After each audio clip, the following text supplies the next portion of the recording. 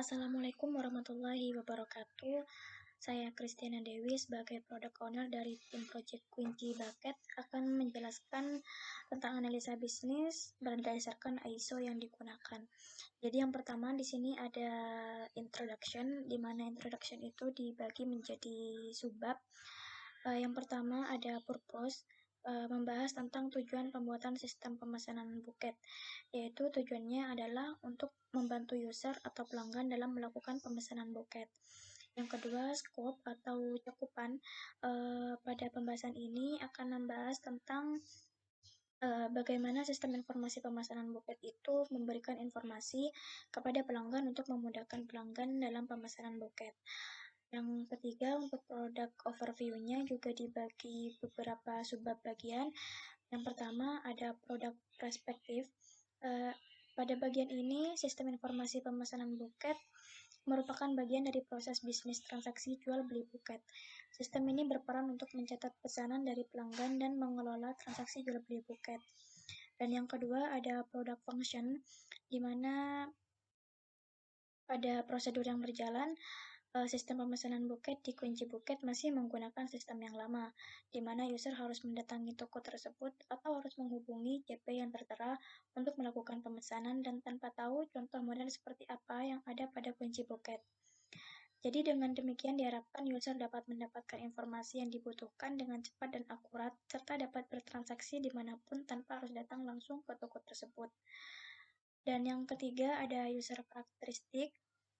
Di sini menyediakan dua hak akses pengguna, yakni sebagai admin dan pelanggan atau user. Sebagai pelanggan, di sini user merupakan pelanggan di kunci bucket. User dapat melihat katalog buket dan melakukan pemesanan buket. Dan yang kedua sebagai admin, admin merupakan pemilik usaha kunci buket yang memiliki hak akses untuk mengelola sistem informasi ini. Admin dapat mengelola data pelanggan, mengelola pesanan pelanggan, dan melakukan konfirmasi pembayaran. Dan yang terakhir ada limitation, di mana sistem ini mengelola pemesanan buket. Jadi pelanggan harus login terlebih dahulu untuk dapat melakukan pemesanan buket. Pelanggan hanya dapat melihat katalog buket serta dapat melakukan transaksi pemesanan buket secara online. Sedangkan admin atau pemilik usaha dapat mengelola sistem secara keseluruhan. Untuk yang kedua, requirement-nya di sini terdapat function, di mana functionnya digambarkan dalam bentuk BPMN, yaitu sebagai berikut. Jadi untuk gambar ke A di sini adalah aktivitas pemesanan buket yang dilakukan oleh pembeli dan kemudian diproses oleh penjual dan kemudian diantarkan melalui kurir. Untuk gambar B, aktivitas melihat katalog ini hanya dapat dilakukan oleh pembeli, dan gambar ke C, aktivitas mengelola data pelanggan hanya dapat dilakukan oleh penjual atau admin. Dan gambar yang ke D di sini aktivitas mengelola pesanan pelanggan juga dilakukan hanya penjual atau admin. Dan yang terakhir aktivitas mengelola katalog juga dilakukan oleh penjual atau admin. Untuk penjadwalannya di sini menggunakan Gantt chart. Dan yang terakhir di sini ada functional requirement. Seperti yang telah dijabarkan pada tabel, di sini ada deskripsi kebutuhan. Jadi untuk user melakukan login ke dalam sistem, fungsionalnya dilakukan oleh user. Yang kedua, user menginputkan pesanan sesuai form pemesanan yang diberikan, juga dilakukan oleh user. User melihat katalog buket, user melakukan konfirmasi pembayaran, user dapat mengelola katalog buket, user dapat melihat dan mengelola daftar pesanan. Semuanya dilakukan pada user. Dan sistem memeriksa data login sesuai dengan hak akses, sistem dapat menampilkan katalog buket, sistem dapat menampilkan pesanan buket, sistem dapat menampilkan konfirmasi pembayaran, sistem menyimpulkan seluruh data yang diinput di user. Dengan sprint planning pada sistem pemesanan buket, pada aktornya di sini terdapat dua, yaitu user dan admin. Untuk sprint planningnya di sini ada membuat database dan membuat login multi-user dengan estimasi 2 hari, dilanjut dengan membuat dashboard user, menampilkan katalog, menambahkan pesanan buket itu juga dengan estimasi 1 hari, dan dilanjut dengan dashboard admin estimasi 1 hari, kemudian mengelola data pelanggan, mengelola data pesanan pelanggan, dan mengelola katalog estimasi 2 hari.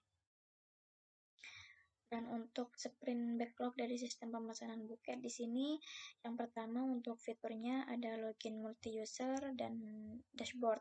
Untuk tasnya di sini membuat database dengan estimasi 3 jam, login front end estimasi 3 jam, dan login back end 4 jam.